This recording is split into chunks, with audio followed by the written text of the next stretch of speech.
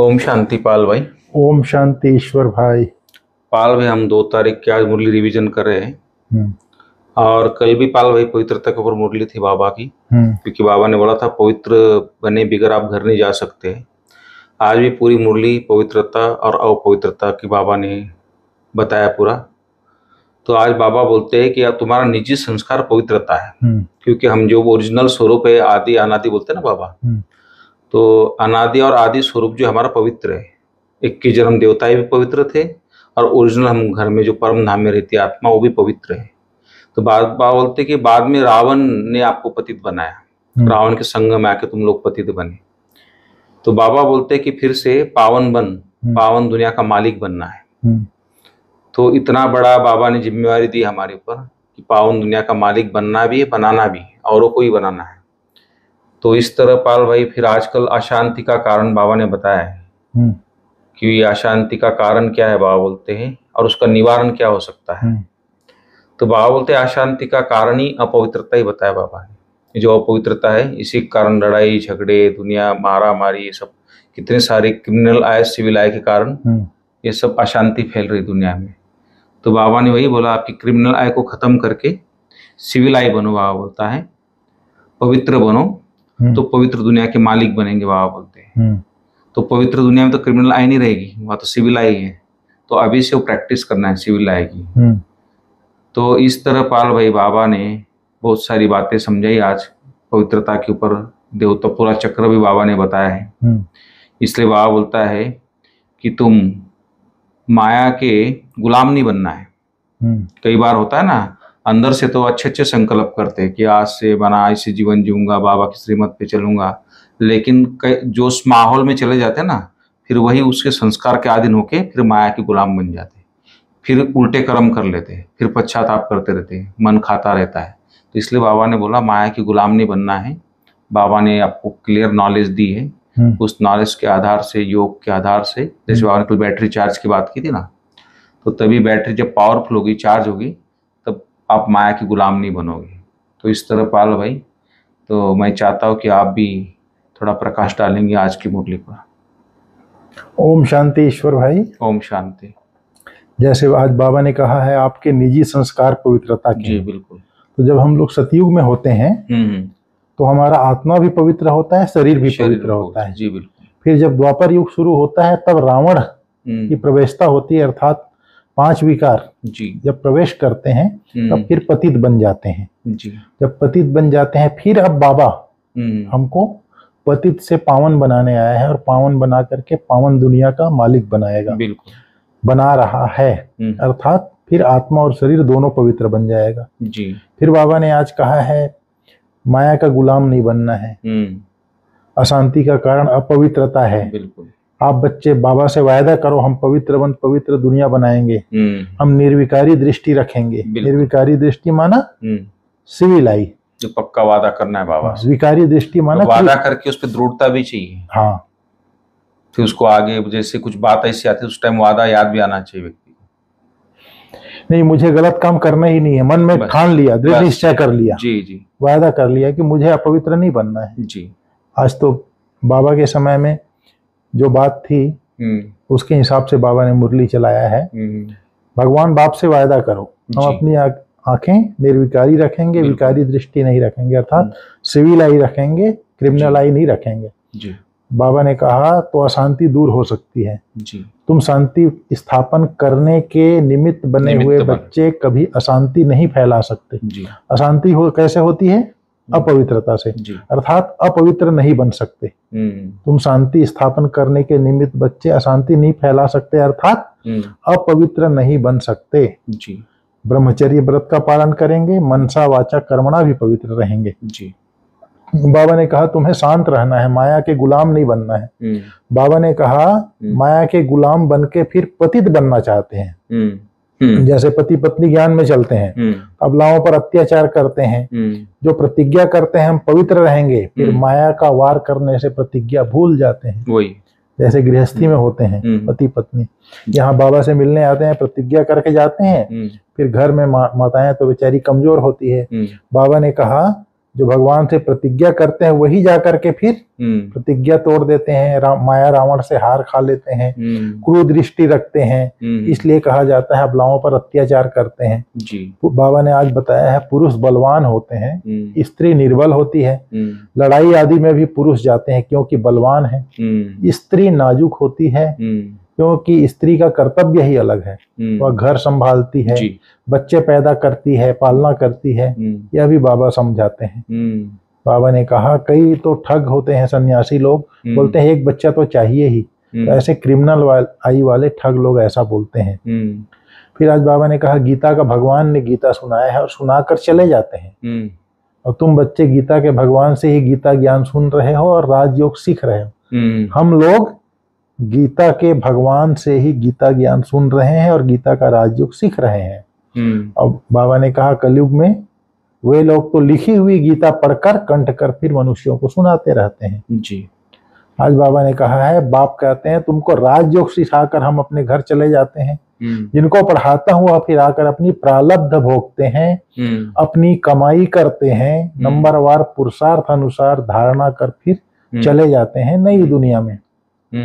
बाबा ने कहा है अभी देवी देवता धर्म प्रायः लोप हो गया है। जी बाबा ने कहा बाप भी कहते हैं जब जब धर्म की ग्लानि होती है तब तक मैं आता हूं। तो पूछा जाएगा कि किस धर्म की ग्लानि हुई, जरूर कहेंगे आदि सनातन देवी देवता धर्म की ग्लानि हुई। जी जो मैंने स्थापन किया था वह धर्म ही प्रायः लोप हो गया, उसके बदले अधर्म हो गया है। जी तो जब धर्म से अधर्म की वृद्धि हो जाती है तब बाप आते हैं।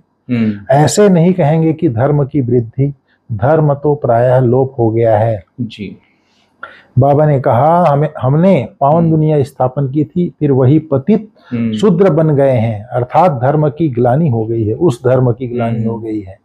अपवित्र बनते तो अपनी ग्लानि कराते हैं, विकार में जाने से पतित बन जाते हैं। जी समझ में आया? अपवित्र बनते तो अपनी ग्लानि कराते हैं अर्थात निंदा कराते हैं, जी विकार में जाने से पतित बन जाते हैं, अपने को देवता कहला नहीं सकते, स्वर्ग के बदले नरक हो गया है। बाप कहते हैं तुमको वाह वाह फूल बनाया था, फिर रावण ने तुमको कांटा बना दिया, पावन से पतित बन गए। बाबा कहता है जी बाबा ने कहा अपने आप को देखो, हम सर्वगुण संपन्न बन रहे हैं, हमारी चलन देवताओं मिसल है, देवताओं के राज्य में तो शांति थी। जी अब तुमको बाबा ने कहा मैं फिर तुमको शांति सिखलाने आया हूँ, विश्व में शांति कैसे स्थापन हो, तुमको शांत में रहना पड़े। बाबा कहते हैं मैं तुमको युक्ति बताता हूँ, बाप की याद में रहो तो जी शांति में रहेंगे। कई बच्चे तो शांति में रहकर औरों को भी शांत में रहना सिखलाते हैं, और कई ऐसे हैं जो खुद अशांत रहते हैं, दूसरों को भी अशांत कर देते हैं। जी बाबा ने कहा अशांति होती है पवित्रता से और शांति होती है बाप की याद से। जी फिर बाबा ने कहा है तुम समझते हो पावन दुनिया के थे, मनुष्य भी याद करते हैं क्योंकि पावन दुनिया होकर गई है, जी जिसको स्वर्ग कहा जाता है, परंतु अब तमो प्रधान होने के कारण समझ नहीं सकते। बिल्कुल उन्हों की दृष्टि क्रिमिनल है, इसको कहा जाता है धर्म की ग्लानि। जी आदि सनातन धर्म में ऐसी बातें होती नहीं। बाबा ने कहा सन्यासियों की भी मिशन है, सिर्फ पुरुषों को सन्यास कराए मिशन को बढ़ाते रहते हैं। बाप फिर प्रवृत्ति मार्ग की नई मिशन बनाते हैं, जोड़ी को ही पवित्र बनाते हैं। सन्यासी लोग सिर्फ पुरुष को सन्यासी बनाए अपने मिशन को बढ़ाते हैं जी, और बाबा जो है जोड़ी को ही पवित्र बनाते हैं। फिर तुम पहले कई ऐसे सन्यासी होते पाल, हमारे गांव में एक शंकराचार्य आया था, बोलता हम औरत का चेहरा नहीं देखेंगे, तो बहनों को बिल्कुल आनंद दिया था। अच्छा। सारी बहनों को अंडरग्राउंड माना घरों में, और वो सारी पुरुष ही गए थे उसको दर्शन करने। अच्छा। ऐसे भी कई सन्यासी होते वो लोगों की धारणा बन गई है ना, स्त्री नरक का द्वार है। लेकिन क्यों, कैसे नरक का द्वार है? देखो दोनों को पवित्र बना के स्वर्ग की स्थापना करते हैं। नहीं, नरक का द्वार है बोल दिया किसी ने तो मान लिया, अब इसका मतलब उसका शकल मत देखो। अरे भाई कैसे नरक का द्वार है ये जानो तो सही। सही। बाबा ने कहा यहाँ तो बाबा जोड़ी को ही पवित्र बनाते हैं, फिर तुम जाकर देवता बनेंगे। तुम यहाँ सन्यासी बनने के लिए नहीं आए हो, तुम तो आए हो विश्व का मालिक बनने। बाप कहते हैं जब जब धर्म की ग्लानि होती है, अर्थात देवी देवता धर्म वाले पतित बन जाते हैं तो अपनी ग्लानि कराते हैं। बाप कहते हैं हमने तुमको पावन बनाया था, फिर तुम पतित बने, कोई काम के नहीं रहे। जैसे ऐसे जब पतित बन जाते हो तब फिर पावन बनाने हमको आना पड़ता है, बाबा ने कहा। जी। बाबा ने कहा हेवन में जाने के लिए फिर दैवी गुण भी चाहिए, क्रोध नहीं होना चाहिए। बिल्कुल। क्रोध है तो वह भी जैसे असुर कहलाएंगे, बड़ी शांत चित्त अवस्था चाहिए। बिल्कुल। क्रोध करते हैं तो कहेंगे इनमें तो क्रोध का भूत है, जिनमें कोई भी भूत है वह देवता बन न सके। जी। समझ में आ गया? जी जी। चाहे काम का भूत हो, चाहे क्रोध का भूत हो, चाहे लोभ का हो, मोह का हो, अहंकार का हो, देवता बन न सके। जी। अर्थात वो नीचे में आएगा, बाद में आएगा। जिसमें भूत होगा वह अर्थात तो माया से हारा हुआ है, हारा हुआ गुलाम है माया का। नहीं, माया का गुलाम नहीं, वो तीर कमान दिखाते हैं ना, युद्ध में है वो, युद्ध चल रहा है। तीर कमान वाले की जिसकी यादगार बनी हुई है वहां से फिर आएंगे वो। बाबा ने कहा क्रोध करते हैं तो कहेंगे इनमें तो क्रोध है, जिनमें कोई भी भूत है वह देवता बन न सके, नर से नारायण बन न सके। जी। देवताएं तो है ही निर्विकारी। फिर वहां पर जैसे राजा होते हैं वैसे प्रजा भी होते हैं, प्रजा भी होंगे, वो भी निर्विकारी होंगे। इसलिए भट्टी कराई इसलिए जाती पाल भाई कि अपनी चेकिंग करो, कोई भूत तो अंदर नहीं है तो उसको निकालने का पुरुषार्थ करो पूरा। बाबा मदद तो करता ही, लेकिन पुरुषार्थ तो करना पड़ेगा। बाबा ने कहा बाप से प्रतिज्ञा किए हो तो माया के वार से बच के रहना है जी, कभी माया का गुलाम नहीं बनना है जी। इस प्रतिज्ञा को भूलना नहीं है, क्योंकि पावन दुनिया में चलना है जी। देवता बनने के लिए अपनी अवस्था बहुत शांतचित बनानी है जी। कोई भी भूत प्रवेश होने नहीं देना है, दैवी गुण धारण करने हैं जी। ठीक है, बिल्कुल। आज बाबा ने अमृत वेले के लिए बहुत अच्छी शिक्षा दी है जी। फरिश्ते स्वरूप की स्मृति द्वारा बाप की छत्र छाया का अनुभव करने वाले विघ्नजीत भाव जी। बाबा ने कहा अमृत वेले उठते ही स्मृति में लाओ कि मैं फरिश्ता हूँ, ब्रह्मा बाप को यही दिल पसंद गिफ्ट दो तो रोज अमृत वेला बाप दादा आपको अपनी बाहों में समा लेंगे। अनुभव करेंगे कि बाबा की बाहों में अतीन्द्रिय सुख के झूले में झूल रहे हैं जी। जो फरिश्ते स्वरूप की स्मृति में रहेंगे उनके सामने कोई भी परिस्थिति व विघ्न आएगा भी तो बाप उनके लिए छत्र छाया बन जाएंगे जी। तो बाप की छत्र छाया व प्यार का अनुभव करते विघ्न जीत बनो जी। जब फरिश्ता है ही तो विघ्न कहाँ से आएगा। फरिश्ता अर्थात देह भान और देह अभिमान से मुक्त जी। मैंपन मेरापन से मुक्त जब विकार रहा ही नहीं, फरिश्ता स्थिति ही बन गई तो विघ्न आने का सवाल ही नहीं पैदा होता। वैसे ही आज का स्लोगन भी है सुख स्वरूप आत्मा स्व स्थिति से परिस्थिति पर सहज विजय प्राप्त कर लेती है जी।